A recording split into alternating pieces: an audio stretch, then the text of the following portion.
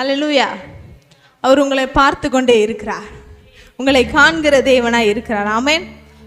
எதுக்கு உங்களை பார்க்குறாரு? அழகா இருக்கீங்க, கொஞ்சம் சிரிங்கங்க, அழகா இருக்கீங்க நீங்க, அதனால தான் உங்களை பார்த்துட்டு இருக்காரு. ஏன் சொல்றேன்னா, எப்படி சொல்றேன்னா, அந்த மத்தேயு 8வது அதிகாரத்தில் வருகிற குஷ்டரோகியை பார்த்தீங்கன்னா, குஷ்டரோகி வருவார். அப்போ வரும்போது சுற்றி இருந்த ஜனங்கள், ஏசப்பா கூட நின்றுட்டு இருந்த அவங்களோட சீஷர்கள், அவரை பின்பற்றவர்கள் எல்லாரும் அந்த குஷ்டரோகியும் அவர்கள் மேலே இருந்த அந்த சலத்தையும் அந்த அழுக்கையும் அந்த கிழிஞ்சு போன துணியையும் பார்த்துட்டு இருந்தாங்க இல்லையா?